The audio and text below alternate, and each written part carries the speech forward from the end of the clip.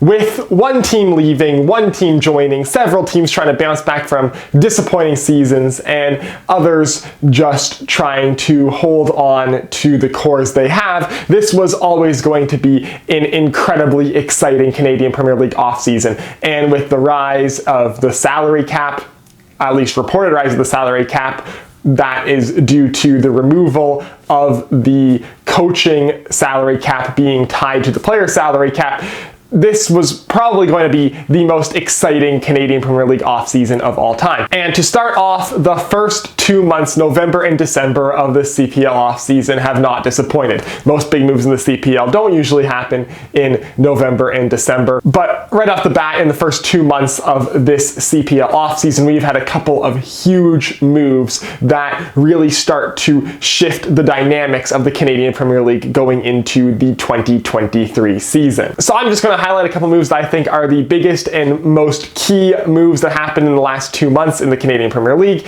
and we'll just jump right into it. First off, we have not really a move, but a retirement of Akeem Garcia. Akeem Garcia, Trinidad and Tobago international, who has been with the Halifax Wanderers since the start of the Canadian Premier League in 2019, had a decent 2019, scored 7 goals, ended up winning the Golden Boot in the Island Games in 2020, and was a huge part of why Halifax ended up making the finals in the 2020 shortened season. But since 2020, he really was not able to regain his form, was able to pop in a few goals here or there in 2021 or 2022, but was by no means near the top scorers in the league. And now, after 4 years in the Canadian Premier League and at the age of 26, Garcia is retiring to pursue a career in coaching. Notable about this is a former Golden Boot winner in the Canadian Premier League retiring, but also retiring at an early age of just 26. It seems like for Garcia, the Canadian Premier League was a hopeful stepping stone up to larger things, and when it became clear that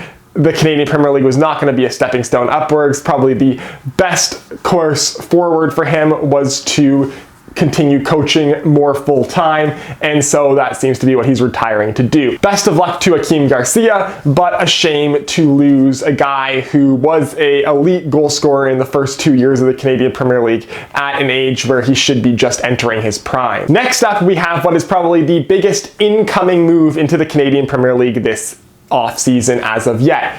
Easton Ongaro, the former FC Edmonton striker, was the bright spot for FC Edmonton in their first 3 years in the Canadian Premier League, and probably the brightest spot of FC Edmonton's Canadian Premier League tenure. Ongaro, in 3 seasons with FC Edmonton from 2019 to 2021, was consistently near the top of the league scoring tables. He never won a Golden Boot. He was always right there, just a couple of goals behind the leaders. Following the 2021 Canadian Premier League season, the league's 3rd season, he was actually the league's all-time leading scorer, which earned him a transfer to UTA Arad in the Romanian First Division. Now, Ongaro closed out the 21-22 season of UTA Arad in Romania, didn't get a ton of play time. In the summer. He came back North America to join Vancouver Whitecaps 2 in MLS Next Pro. He was solid in MLS Next Pro, had 3 goals in 7 games, actually got a 1-game call-up loan to the Whitecaps, and he actually played 1 game in Major League Soccer with the Whitecaps, but it seems like the Whitecaps think he's just slightly too old to be a long-term growth project, and he's not quite at the level required to play in MLS just yet, so they let him go, and he signs with Pacific FC. And for Pacific, this is finally the Alejandro Diaz replacement. I know not quite at the level of Alejandro Diaz, but Easton Ongaro, probably one of the most clinical strikers in the Canadian Premier League, filling in that gap that Pacific has had since Diaz has left. Ongaro coming in to Pacific's lineup is going to give them a very solid striking option up top, and I'm really interested to see at a team that's not FC Edmonton how many goals Ongaro can score in the Canadian Premier League. I feel like if he gets his form going, he could be a Golden Boot winner next season. Next up, we have a CPL to USL Championship move, Brett Levi. Levi, a former Vancouver Whitecap, has been with Valor for the past 3 years, and he's just been a solid member of their team that entire time. Notable because he's moving to the USL Championship. There's a lot of debate an argument about the level of the CPL to the USL Championship. I personally think that the CPL is more kind of in between USL League One, USL Championship in the US, and obviously for a guy moving from the CPL to the USL Championship, it seems like there's a bit of a salary raise there. So for Levi, this is a good move for him. Not a noticeable, huge CPL guy going abroad, going to a higher ranked league, but just kind of is important to show that the connection of going to the USL Championship CPL still is there and strong. And even with the addition of MLS Next Pro, the USL Championship to CPL pipeline still exists. It's a shame that Valor are losing an important part of their team to the USL, but for Levi, this is probably a good career move for him, making him a bit more money, I would hope. Karifa Yao, this is an interesting case because he was on loan with Cavalry from CF Montreal the past 2 years, and now his contract with CF Montreal ended, but in the MLS re-entry draft he was picked up and then signed by the Vancouver Whitecaps. Now Yao is a very interesting case because a lot of people were saying young guy, very good defender in the CPL, one of the best defenders in the CPL. If anyone in the CPL on the back end could make a jump to MLS, he was the guy, obviously coming from an MLS academy. Montreal has had the past couple seasons a very, very strong defensive core, so there just really wasn't room for Yao to slide in. With the Whitecaps, I see Yao having a much better opportunity to break into an MLS roster. I hope that he can stick with the MLS next season. Worst case scenario, he ends up in MLS Next Pro because the Whitecaps have an MLS Next Pro team, while CF Montreal does not. That is a whole other can of eggs that we'll talk about hopefully in another video at some point. But moving to the Whitecaps, I think is great news for Yao, as this is a much easier opportunity for him, a much easier team for him to be able to get into the MLS lineup. Next up, we have a very interesting Canadian Premier League signing. 24-year-old left back Lassana Faye going to York United. Faye is a Dutch player who for the past 5-ish years has bounced around the Eredivisie, the top division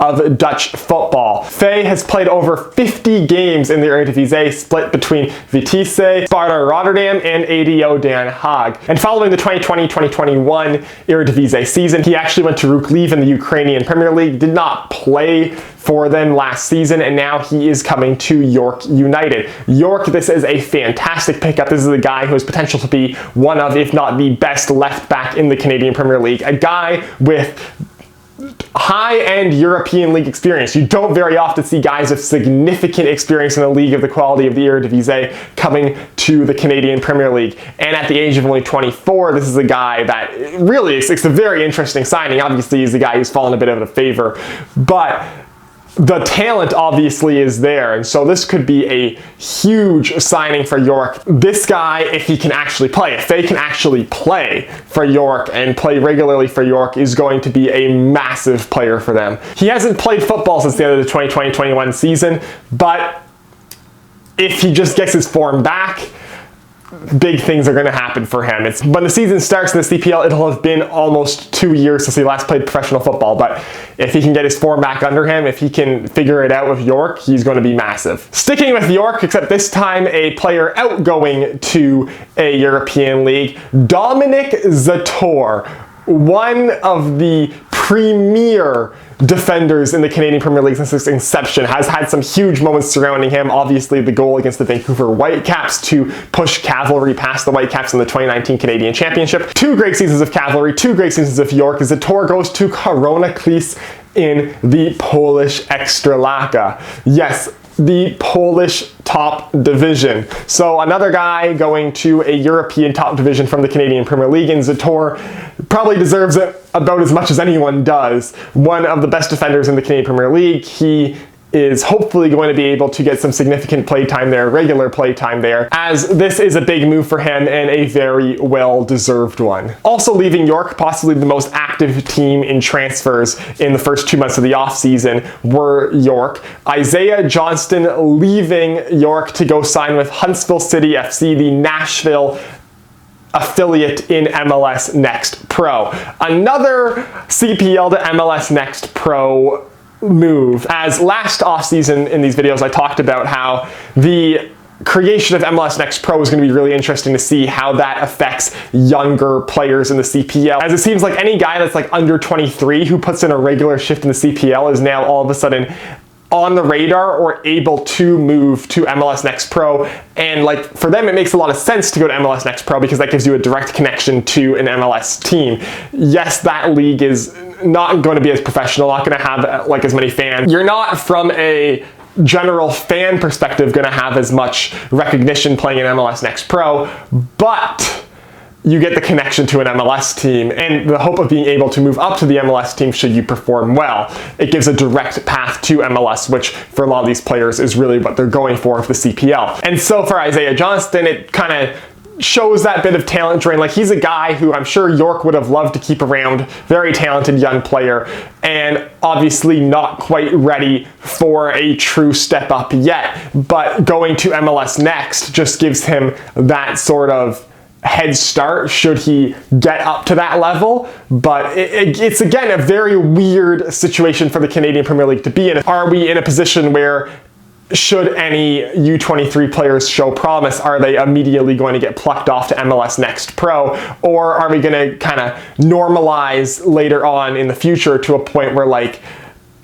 players realize that staying in the CPL can be valuable as well? Because right now both leagues are still very, very new. The paths forward from both leagues have not fully been defined. So some players are sticking to CPL, others are trying their luck in MLS Next Pro. It's going to be really interesting. Personally, I hope that the CPL can keep more of these young talented players in the CPL, because that just increases the quality of the league, increases the hype around the league, especially if your young players stay longer. And it's just better when, as a fan, to see your players, if they're going to get moved to the MLS team, to move directly to the MLS team instead of like, oh yay, we got a guy who's going to New York City 2. Like, that's not as fun. Isaiah Johnston should do well in MLS Next Pro though. He is a very talented young player who was great for York.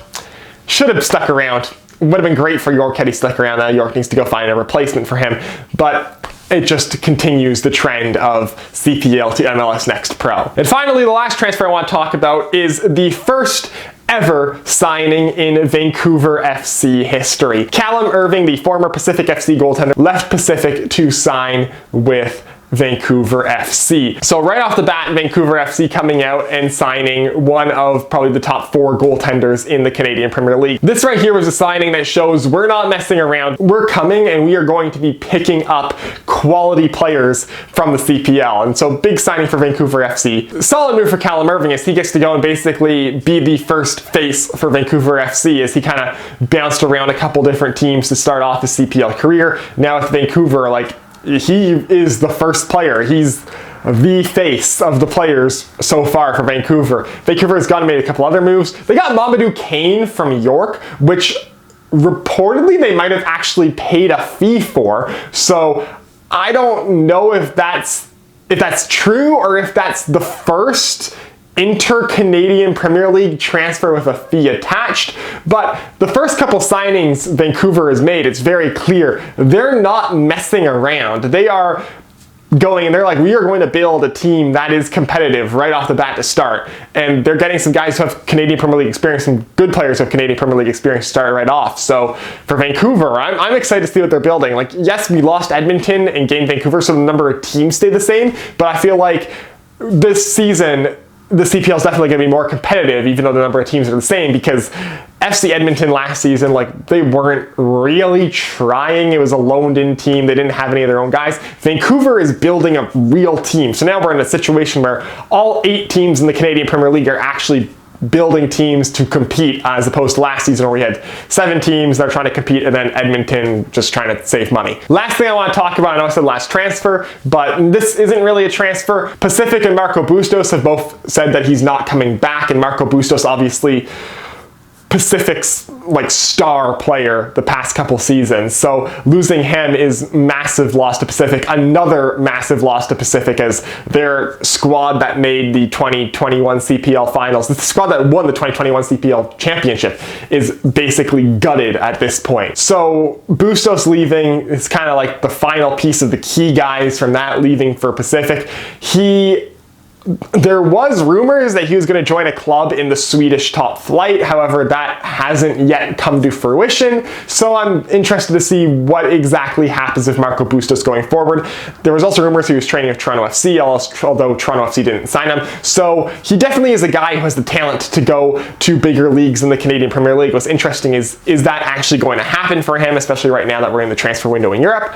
Or is he going to end up back at another Canadian Premier League team next season? I mean, we have a couple months left for that to be figured out, but Bustos right now is in big question mark land, at least for us fans, because we don't really know what's going on for him. But if he ends up back in the Canadian Premier League, that is a player that, like, instantly turns whatever team signs him into a competitor. So that is definitely a storyline to keep an eye on. So there you have it. That is my November, December CPL transfers catch up. Some big stuff going on there. As you'll notice, Cavalry, Forge, Atletico, the teams that really were set and like had very good teams last year and were like all competing for a CPL championship, all kind of pretty much haven't done anything yet. York and Pacific though are making moves. It's going to be really interesting to see how the rest of this offseason goes. A lot of teams right now just kind of have like their core guys that they're keeping around and are still looking to make a lot of new signings. So a lot of new signings have to happen.